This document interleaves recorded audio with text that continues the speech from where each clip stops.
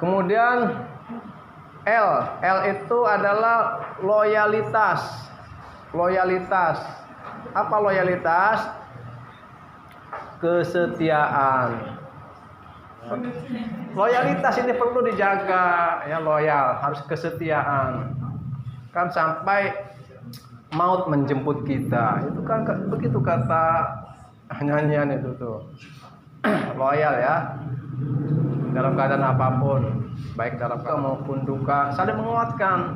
Ketika suami lagi jatuh, ya dia jatuh dalam arti usahanya mungkin ya. Istri juga boleh untuk membantu perekonomian. Suami saya ada lagi lesu usahanya nih, saya juga cari tambahan lah, mau jualan online, ya nggak apa-apa. Yang penting kan koordinasi ya, diskusi dengan suami. Kemudian yang berikutnya A ya. A itu amanah. Amanah ini merupakan salah satu sifat Rasulullah. Apa artinya amanah? Saya udah pada tahu. Ya. Dapat dipercaya. Amanah ini sifat yang penting ini. Orang sudah terbangun kepercayaannya, mau apapun juga enak usahanya. Di kantor sifat amanah ada, baik di rumah tangga, di perusahaan, di teman bisnis. Ini penting amanah ini, dapat dipercaya. Sebab kalau orang sudah kecewa, susah membangun ininya lagi, pelanggannya lagi. Udah pada pindah, udah pada tidak percaya. Makanya inilah kepercayaan ini harus ada dalam rumah tangga. Ya, contoh begini. Seorang suami misalnya ngasih uang untuk kebutuhan dapur. Oke, nong, duitnya sebulan ya, 20 juta nong. Amin. Kelola ya. Harus dijaga itu, dikelola. Untuk kebutuhan makan ya, untuk kebutuhan sehari-hari, untuk kebutuhan ini, untuk uangnya untuk yang meminta. Ya, mengelola, saling percaya. Rumah tangga itu kita ngobrol berapa sih pendapatan suami? Ya, misalnya contoh ya, dalam sebulan dia mendapatkannya 6 juta. Ya. Bisa lebih, bisa kurang. Ya, mudah-mudahan saya lebih yang lebih besar saya doakan, gede-gede makmur. Rezekinya mudah-mudahan subur semua ya. Katakanlah ambil ke angka 6 juta aja umpamanya, 6 juta. Udah kalkulasikan kan ada orang negara juga punya anggaran, punya APBN, anggaran dan pendapatan belanja negara. Di rumah tangga juga ada anggaran dan pendapatan belanja rumah tangga. Biar tidak membengkak gitu pengeluarannya.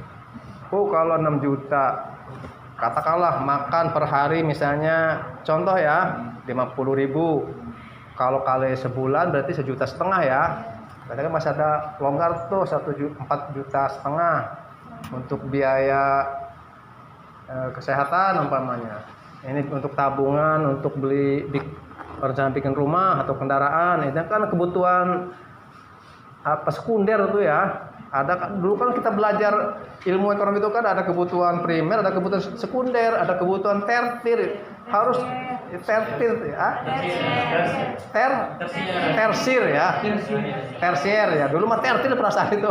Udah pindah ya? Pindah, Pak. Oh iya, ngeles aja ya. Ya, itu harus ditempatkan sesuai fungsinya. Supaya tidak membengkak. Mana misalnya ada keluarga yang bersilaturahmi, itu kan ada anggaran untuk ngasih uang ongkos, itu untuk transport.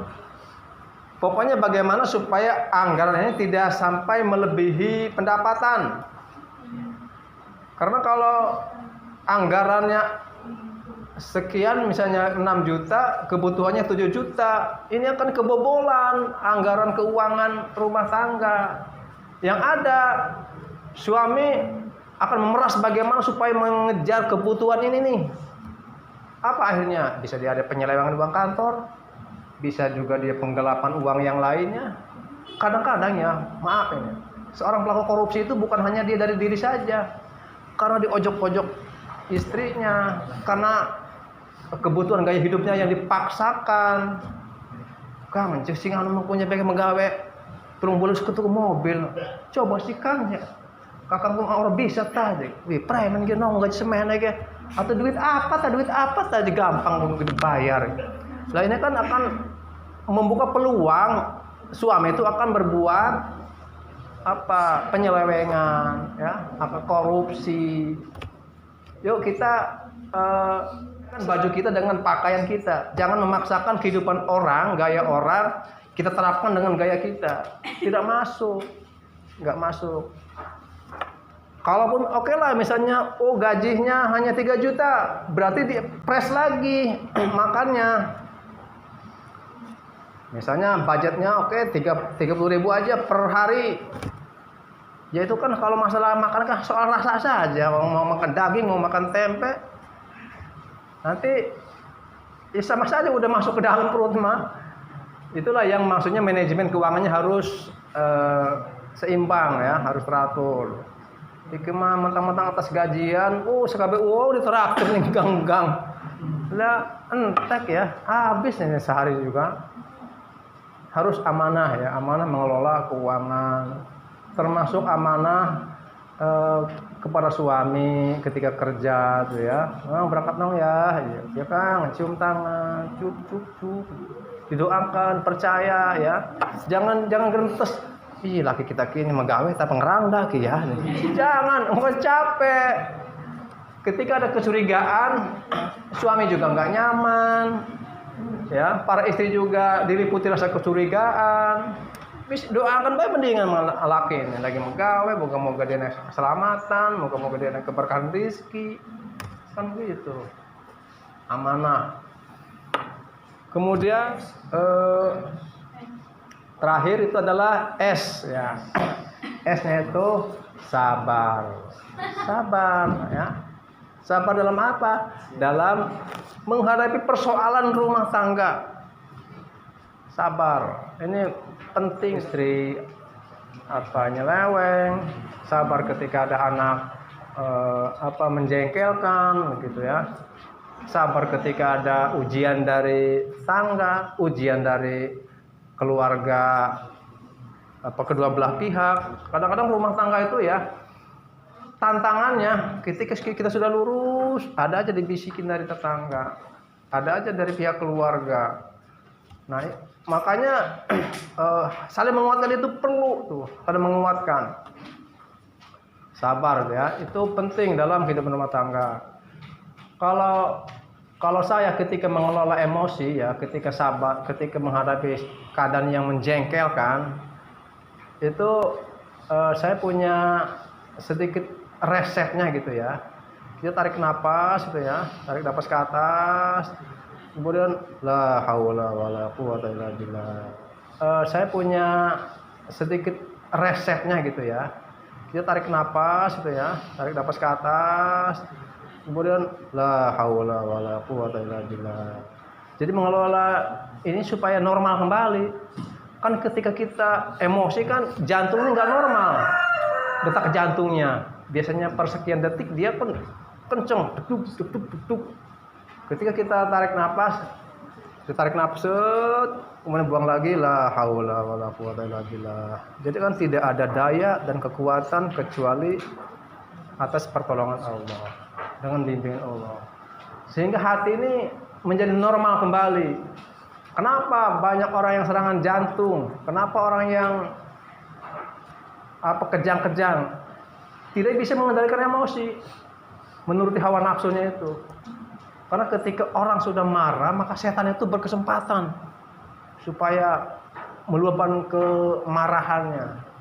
Jadi disinilah hati ini untuk menetralisir ketika emosi, ya, karena kan hatinya sudah tidak bisa mengontrol emosi, detak jantung tidak normal, pembuluh darah juga bekerja tidak normal. Itu makanya lahir batin itu ada hubungannya. Makanya dengan zikir itu Islam membimbing supaya kita ini hidup dalam keadaan terkendali, kontrol emosi ya. Sabar. Itu ya, ikhlas ya, istiqomah, keterbukaan ataupun kerjasama L-nya H-nya hargai, L-nya loyalitas atau kesetiaan, A-nya amanah, S-nya sabar ya. Mudah-mudahan di antara resep itu bisa diterapkan dalam kehidupan rumah tangga. Bimbingan kita sebagai umat Islam, berdoa mandi sebelum menggauli istri ya, istrinya juga berdoa ya, Allahumma jannibna wa jannibna syaitana mimma razaqtana. Itu doa. Islam itu membimbing, begitu indahnya Islamnya. Mau segala melakukan apapun kita diajar untuk berdoa. Karena doa itu ya, doa silahul mukminin. Doa itu senjatanya orang mukmin, orang beriman. Dalam apapun, apalagi kita mau memproduksi menjadi benih untuk membuat keturunan. Karena begini, ketika kita tidak berdoa, maka setan itu akan masuk dan ikut dalam kegiatan itu, dan akan membuat bagaimana supaya benih ini hasilnya bagus, yang berkualitas, yang hasilnya baik. Harus dimulai dari kita. Harus dimulai dari kita. Anak yang soleh, taat pada agama, itu kan yang kita harapkan. Harapan orang tua itu. Saja. Mudah-mudahan apa yang dapat saya sampaikan diambil hikmahnya, dan jika penyampaian saya kurang berkenan dan ada kesalahan dan khilafan, saya mohon maaf karena saya juga sebagai manusia. Tentu masih banyak terdapat kekurangannya. Yang terakhir saya ucapkan selamat menyongsong hidup yang baru. Mudah-mudahan para catin semua mendapatkan keturunan anak yang soleh dan solehah, rumah tangganya bahagia, ada dalam ridha Allah Subhanahu wa taala. Itu saja. Aku qauli hadza usikum wa nafsi bittaqwallah wa lakum minkum. Wassalamualaikum warahmatullahi wabarakatuh.